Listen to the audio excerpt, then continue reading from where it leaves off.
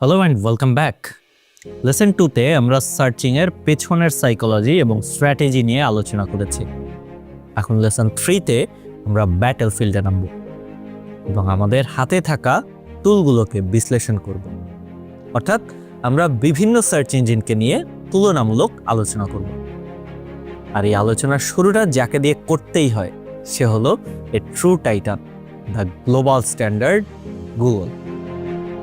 Google করা কথাটা এখন সার্চ করার সমার্থক শব্দ হয়ে গেছে। কিন্তু কেন? কি এমন আছে গুগলের যা তাকে সবার থেকে আলাদা করে তুলেছে? আজ আমরা গুগলের শক্তি এবং দুর্বলতা দুটোই নিরপেক্ষভাবে দেখব। শুরুতেই গুগলের strengths. Number 1, the world's largest index, অর্থাৎ বিশাল তথ্য ভাণ্ডার। গুগলের সবচেয়ে বড় শক্তি হলো এর ইন্ডেক্সের আকার। এটা ইন্টারনেটের সবচেয়ে বড় এবং বিস্তারিত লাইব্রেরি। তুমি কোনো অবস্কিওর ব্যান্ডের ওল্ড সং লিরিক খুঁজছো বা কোনো একাডেমিক পেপারের একটা নির্দিষ্ট লাইন খুঁজছো, সম্ভাবনা খুব বেশি যে গুগল সেটা খুঁজে বের করতে পারবে। এর ক্রলিং সিস্টেম এতটাই শক্তিশালী যে অন্য কোনো সার্চ ইঞ্জিন যেখানে পৌঁছাতে পারে না, গুগল সেখানেও তথ্য খুঁজে পায়। Number 2, superior algorithm and AI, অর্থাৎ সেরা অ্যালগোরিদম ও কৃত্রিম বুদ্ধিমত্তা। আমরা মডিউল 1-এ বার্ট এবং মামের মতো এআই মডেল নিয়ে কথা বলেছিলাম।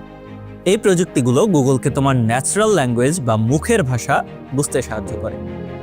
তুমি যখন সার্চ করো ঢাকার কোন রেস্টুরেন্টে ফ্রেন্ডদের নিয়ে বসার ভালো জায়গা আছে, গুগল শুধু রেস্টুরেন্ট বা ঢাকার মতো কিওয়ার্ড দেখে না, সে তোমার ইন্টেন্ট বা উদ্দেশ্যটা বোঝে, যে তুমি একটা group friendly casual dining spot খুঁজছো। এই কনটেক্সচুয়াল আন্ডারস্ট্যান্ডিংই গুগলকে বেশিরভাগ সময় ইনক্রেডিবলি অ্যাকুরেট রেজাল্ট দিতে সাহায্য করে।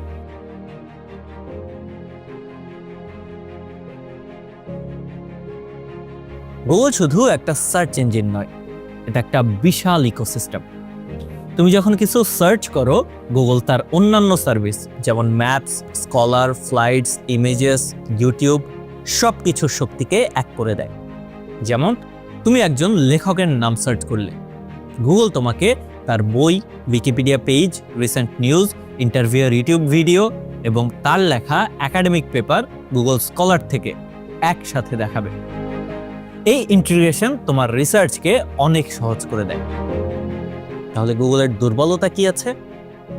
Number 1, the privacy trade of. গুগলের সেরা পারফরমেন্সের পেছনে একটা বড় কারণ হলো পার্সোনালাইজেশন। গুগল তোমার সার্চ হিস্ট্রি, লোকেশন এবং অন্যান্য ডেটা ব্যবহার করে তোমাকে সবচেয়ে প্রাসঙ্গিক রেজাল্ট দেখানোর চেষ্টা করে। কিন্তু এর মানে হলো গুগল তোমার সম্পর্কে প্রচুর তথ্য সংগ্রহ করে। গুগল মূলত একটা অ্যাডভার্টাইজিং কোম্পানি। তোমার ডেটা ব্যবহার করে তারা তোমাকে টার্গেটেড বিজ্ঞাপন দেখায়। এই প্রাইভেসি এর বিষয়টি গুগলের সবচেয়ে বড় দুর্বলতা এবং সমালোচনার জায়গা। Number 2, the filter bubble effect. গত ভিডিওতে আমরা কনফার্মেশন বায়াস নিয়ে কথা বলেছিলাম। গুগলের পার্সোনালাইজেশন এই বায়াসকে আরও বাড়িয়ে তুলতে পারে। গুগল তোমাকে এমন রেজাল্টই বেশি দেখায় যা তোমার আগের সার্চ বা ব্রাউজিং হিস্ট্রির সাথে মিলে যায়। এর ফলে তুমি একটা ফিল্টার বাবেল বা ইকো চেম্বারের মধ্যে আটকে যেতে পারো, যেখানে তুমি শুধু তোমার নিজের মতামতের প্রতিধ্বনি শুনতে পাবে এবং ভিন্ন বা বিরোধী দৃষ্টিভঙ্গির তথ্য তোমার কাছে পৌঁছাবে। Number 3, commercialisation of results. তুমি নিশ্চয়ই লক্ষ্য করেছো যে অনেক সার্চের একদম ওপরে অ্যাড বা স্পন্সর্ড লেখা কিছু রেজাল্ট থাকে। এগুলো সবসময় সেরা রেজাল্ট নয়, বরং এগুলো সেই সব কোম্পানির রেজাল্ট যারা গুগলকে টাকা দিয়েছে উপরে থাকার জন্য।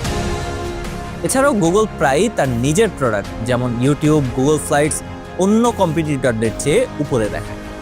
এতে ব্যবহারকারী হিসেবে তুমি হয়তো সেরা নিরপেক্ষ রেজাল্ট থেকে বঞ্চিত হচ্ছ। শেষ কথা, গুগল নিঃসন্দেহে একটি অবিশ্বাস্য রকম শক্তিশালী ও কার্যকর টুল। এর গতি, আকার এবং বুদ্ধিমত্তা অতুলনীয়। কিন্তু একজন ইনফরমেশন আর্কিটেক্ট হিসেবে তোমাকে সীমাবদ্ধতাগুলো সম্পর্কেও সচেতন থাকতে হবে।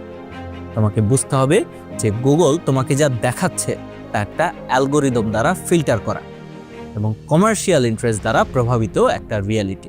পরবর্তী ভিডিওতে আমরা গুগলের সবচেয়ে বড় কম্পিটিটর বিংকে নিয়ে আলোচনা করব এবং দেখব এটি কোন কোন ক্ষেত্রে আলাদা এবং এর নিজস্ব শক্তিগুলো কি কি।